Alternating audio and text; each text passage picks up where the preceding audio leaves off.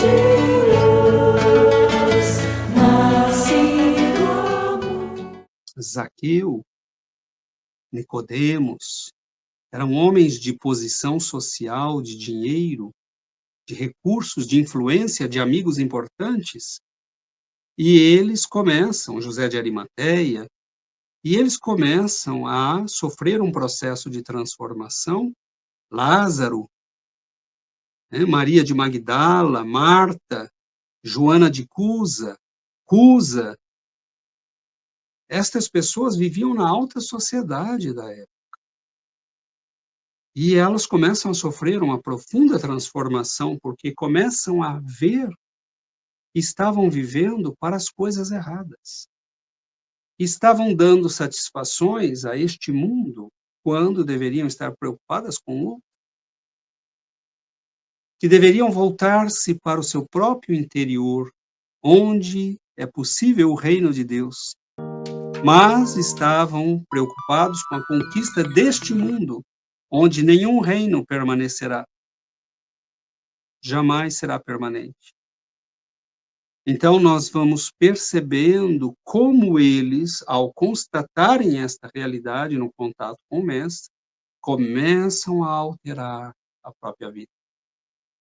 Maria de Magdala, nós costumamos, né, na tradição, ela foi chamada de prostituta. Na verdade, Maria de Magdala era uma mulher, né, dos escritos que temos de alguns padres da igreja, ela era, na verdade, irmã de Lázaro, uma mulher muito rica, mas que tinha uma vida, né, de amizades com gregos, com romanos, que não seguiam as tradições judaicas.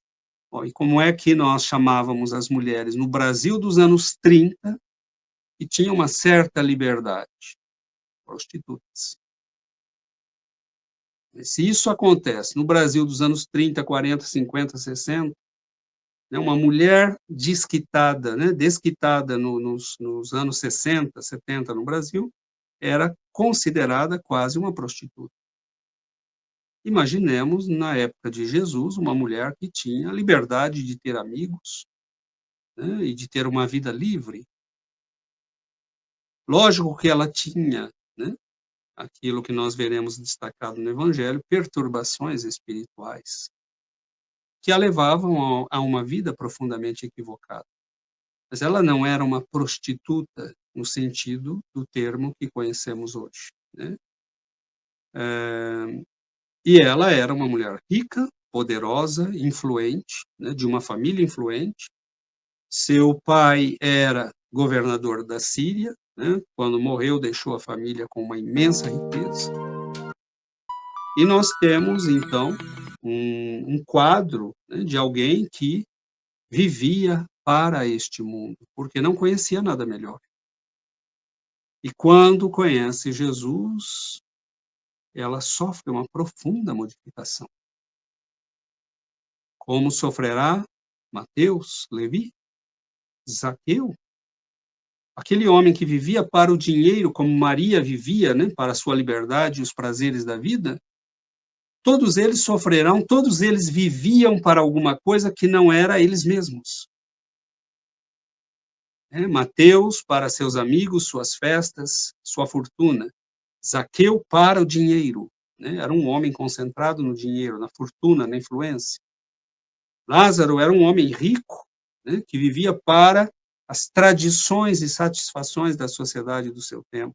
Maria de Magdala vivia para a sua liberdade e o seu prazer. E assim cada um deles. Todos viviam para algo que não era a sua própria alma. Todos eram fortes diante do mundo.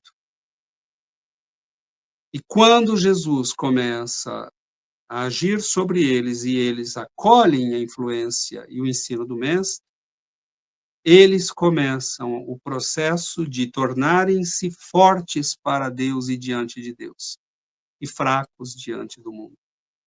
Maria de Magdala abandonará completamente sua vida, se submeterá a uma disciplina ferrenha, Zaqueu, num primeiro instante, né, aceita dar, compensar todos aqueles, 3, 4 vezes, se for preciso, aqueles que se sentissem lesados por ele.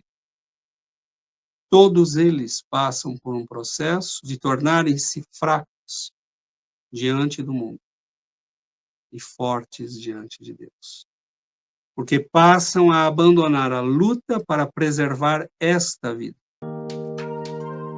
e aceitam tornarem-se fracos. Mas quando nós nos tornarmos fracos, o que acontece, meus irmãos? Acontece um fenômeno interessante. O que é que você pegaria para fazer uma estátua? Um objeto qualquer. Bom, nós vamos pegar madeira, ou vamos pegar argila, né? Quanto mais duro o material, mais difícil de modelá-lo, mais difícil de transformá-lo. Quanto mais forte e mais duro o coração do homem, mais voltado para as coisas deste mundo, menos o Senhor pode agir sobre ele e modelá-lo.